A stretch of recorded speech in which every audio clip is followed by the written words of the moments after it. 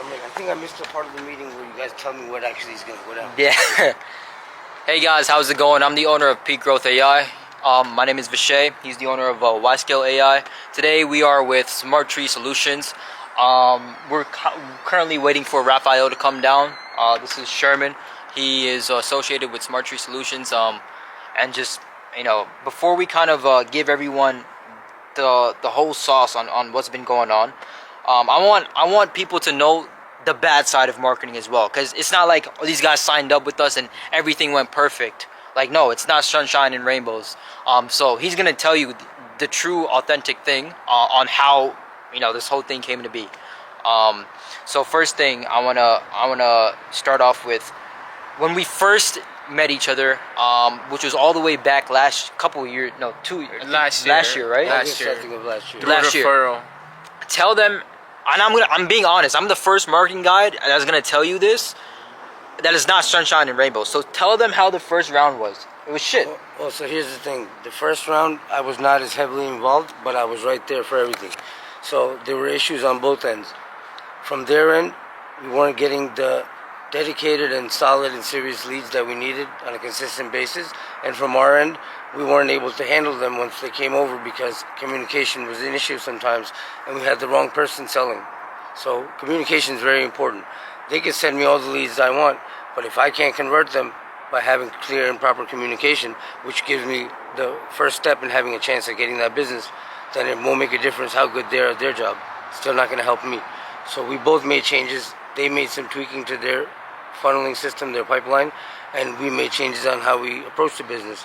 And since then, I can't really say that I have a moment where I second-guessed myself or was upset that I decided to give this a second go. Because again, there was no blame put on either side. Both sides had to make changes for it to become what it is today. And today it's a well-oiled machine that just keeps running. In fact, because I'm so on top of it, sometimes it's very tiring and stressful because business comes in at all hours. And I'm literally talking to people in the middle of the night while the world is sleeping sometimes. One thing I want to point out, I always emphasize, as soon as the lead comes in, you have to reach out to these guys as soon as possible. This guy's, bro, I would be on my phone at 12 a.m. I would get a screenshot message from this guy. As soon as the lead comes in, he's on top of it. And that's for anyone that's watching this and that are working with us currently, that's how you need to move. Because stats show 80% of the leads go cold after they're not initiated within the first 5 to 10 minutes of them submitting the form. So my appointment tomorrow morning is a lady that had a nosebleed and that woke her up in the middle of the night. So she decided to reach out to us and show interest to us and our service at 4:55 in the morning. By 5:05, I had this lady's whole story about why she's up right now and what's going on with her and what we do. So building that relationship is very important. It doesn't even matter what time it is. If they're up to book you or they're up to inquire about you, they're up to answer your questions. Let me go exactly. And another thing I wanted to point out is we're not just BSing about the 80% of chances of them picking up. There's actually a Harvard research done about this. After 2 hours, it drops down all the way to 12% of chance of them actually picking up the phone. So we're not BSing. And he's literally tried it. He's on top of it. He calls as soon as as soon as the lead comes in, because our system. What time it is, because if they're up at that hour to inquire about us or book an appointment with us, then they're up enough to have a conversation about it. Exactly, and this is the owner of Smart Tree Solutions. His name's Raphael. So how's your experience with us so far, man? Raphael, just tell us, how was your experience before working with us and after working with us? Just honest opinion. So in the beginning, I said, why not try a different way to do business? And so I met you guys and I tried the first time, didn't work for me. So, but the second time, I feel like everything's going well. Yeah. And I hope it keeps going like this so we can keep working, together and to climb the hill. Yeah. And what made you want to take that risk of giving us a second shot? Yeah, most people wouldn't give us a second shot. Yeah. What made you want to come back and be like, hey, let's give this another shot? So I was thinking maybe we were doing something wrong, and that's why I asked you guys if we can do some changes on funnel and everything. the funnel. Yeah, and Right. so you guys were asking me what we can do. I give you some suggestion, Yeah. and also, I took some suggestion from other people, Right. and I think the changes that you guys did, like they're working very well right now, Right.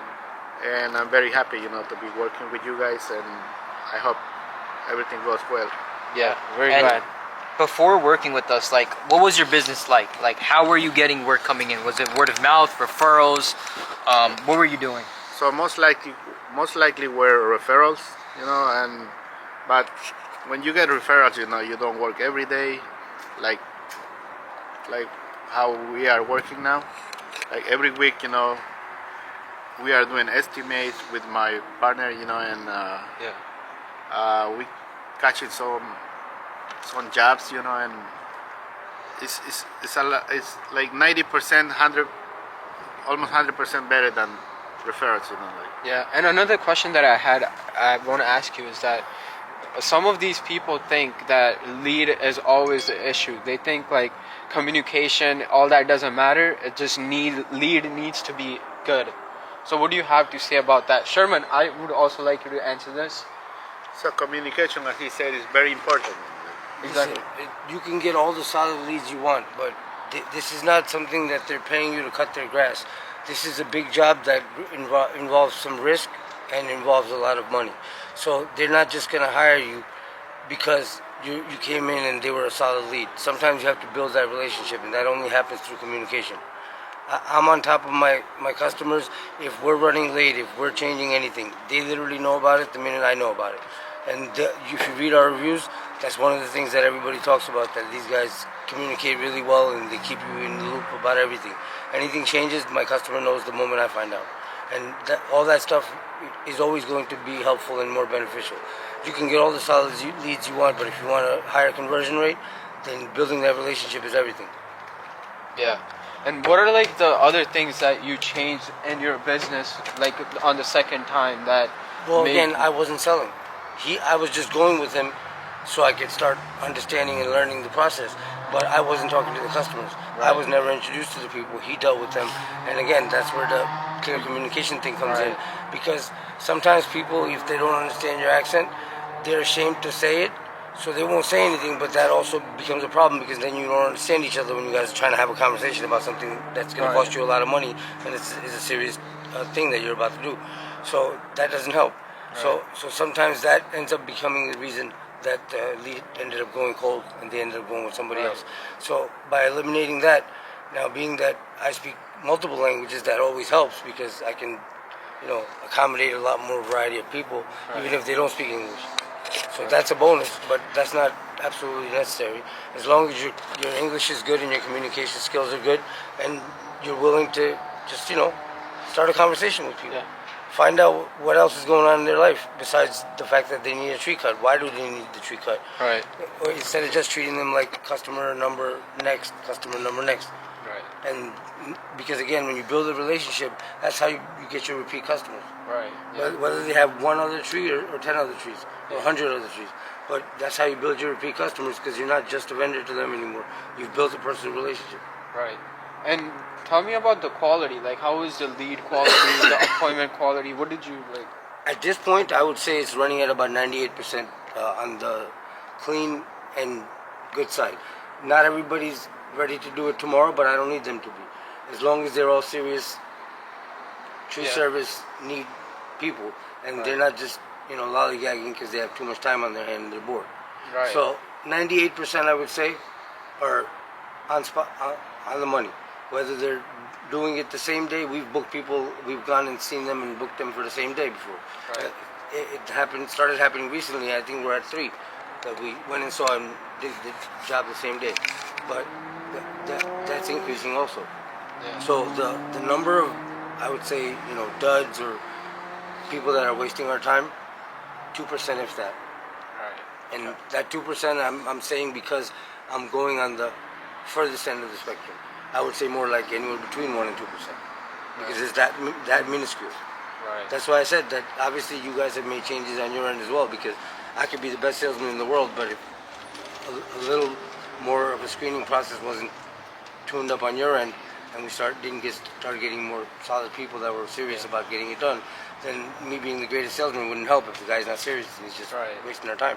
So that's why I said it was a team effort from both sides, and that's what was allowing us to completely turn the whole business around. Because after the first trial, me and him talked, and like I said, I was there for the whole thing. I just wasn't upfront with the customers, so they never saw me or talked to me. But I was kept in the loop about everything. So after the first round, he was pretty discouraged. And so then we just were doing the jobs as referrals came in. But then he asked me, he said, should we give it another try? I said, look, I can't see it hurting. Only two things can happen. Either nothing changes or it gets better. But I can't see it hurting. So I said, I don't see why not, as long as we can come to an agreement where we can tweak some things that I saw from the first time that need, refining. So we're eliminating a lot of the crap and not having to sweep it out of the way to get to the good stuff. And since we were both able to do that, and that's your guys' flexibility in being able to work with the customer and not being set in your ways and saying, nah, man, my system works. You don't know what you're talking about. You don't know how to convert it into business. So some people, again, egotistical people, will stick to their guns and say, no, this is my system. My system always works, and you're the problem. Instead of trying to understand that maybe the customer does have a good point, and maybe we can do something, because clearly this was turned around all the way. Exactly. So there's no reason that you can't get something to work. You just have to tweak it and you have to work at it. Exactly. So nothing's perfect. Literally, no marketing agency is perfect. You guys need to work together in order for both of you to grow. Like, for example, in this case, like, first try wasn't really good. It wasn't just because it was our fault or their fault. We both had changes to make, exactly. And we both had to make those changes so the company could grow on both ends, their company and ours. Because the more successful we become and their other customers become, the more successful they become. So it goes hand in hand. Exactly. And the more you communicate with us, the more we can help you. If you don't communicate and if you just tell us, oh, the leads are bad, and if you don't tell us why they're bad, then of course you're gonna stuck where you're at. Like, for example, we can't help you if we don't know what your problem is. Exactly. Leads are bad is not a problem that can be solved. Why the leads are bad is a problem that can be solved. Exactly. So once you communicate to your marketing company why you feel that the leads are bad. See, I had a clear plan. I knew what the problem was, so I told them I don't know how to do the tweaking in your system. That's why you're gonna do it. But I think that these are the changes that need to be made. I came with a clear plan, and they were just able to execute it and make it work. But again, you need to know exactly what's wrong with your leads. You can't just come in saying the leads are bad, because we're not mind readers and they're not mind readers. So for anyone to help you, you could have a neighbor that's a tree service expert and he's been doing it a long time. But even for you to ask him and get a proper answer that's going to help you, you need to know what you're asking him. Exactly. Leads are bad is not a problem that can be solved unless and until you figure out why the leads are bad or why you think the leads are bad. And is there anything you can do on your end so that you don't keep thinking the leads are bad because you're also doing something wrong? We can make changes on our end like they did for us, but we also made changes on our end. We couldn't have expected them to fix everything because the problem was on both sides. Exactly. So that's why you have to work together and communicate. Again, just like how I say, communicate with your customers, communicate with your marketing guys, communicate with all your vendors. Because they can't read your mind, and if you're having an issue, just you telling them you're having an issue can't help them solve it. They have to know what the issue is so they can, based on their expertise and their level of knowledge in the field, they can tell you based on their past experiences, oh, this has happened before, it might be because of this, and then you can work on fixing it. But again, you have to have a starting point. Exactly. Bad leads is not a starting point, because that tells me nothing besides the fact that you didn't have a good experience or you couldn't convert. Right. Yeah, exactly. Alright, so another question that I had to ask is that, would you guys recommend us to anyone? Like, Considering this went from a failure to a complete success, I think it kind of promotes itself. But yeah, of course I would. perfect. If I was able to benefit from your guys' work ethics and way of working and the quality of work you guys put into your customers' business improvements, then why wouldn't I want others that I know to benefit from that? Right. Like you guys, you guys are offering something that other marketing people they are not offering, like giving you a free week, trial. Yeah. I asked one time, to a guy if they offer a free trial. And then he told me this is not a flea market, Yeah. And then that's a good thing That's for why you we guys. get our business. So that's why I was telling my friend, try these guys. You have nothing to lose. You're just gonna pay the first week of ads, like $50 a day, $350 Yeah. per week. I mean, the first week of trial. Yeah. And you can tell, if it's gonna work or not. We can help you, Exactly. calling the customer. Well, he can help. I He told said them that I could. he don't mind to I don't mind help. to spend Yeah, some of Call, my day. call the customer, qualify the customer, ask him what he Pre-qualify needs. his customers Yeah. and get their So basic that's very needs, important. what the you project know, is. Pre-qualify And the then customer. he can explain it to him in Spanish. And then at least when the guy gets there, even if his English is broken, at least he'll have a basic understanding of what they need done in Spanish. So when they're talking to him, he's already going to kind of sort of have an idea of what the hell's going on. Right. That's what the other thing that makes me give you guys another chance, because I told Chairman, you think they're gonna give us another week of trial, because that was a different year, last year Yeah. and this year. So he told me it doesn't hurt to ask, and Again, you guys were agreeing. There's no harm in asking, because you're not going to kill me because I asked. You're just going to say no or yes. One or two things are going to happen. Yeah. And if you say no, then that's fine. And if you say yes, then that answers that question. Right. Again, because I remember when you guys told me if this is gonna work, it's gonna work for both, for me Yeah. and for you guys. So if I'm not making money, you guys are not making money, That So- you can't brag about the success stories if they don't have the success stories. Yeah, So right. it's important for them to even have bragging rights in the industry that they have more success stories than the next guy. Yeah. As he said, we're not planning, we're not thinking to be millionaires, but to have some money for living, like pay your Yeah. bills and. That's why That's we why- always aim to offer excellent service at reasonable prices, because people shouldn't have to break their bank and lose all their savings if they end up having a tree emergency and need a tree cut. Right. Because yes, it is a very expensive task. It's a very grueling task and requires a lot of planning and logistics, and sometimes equipment rentals and sometimes just people.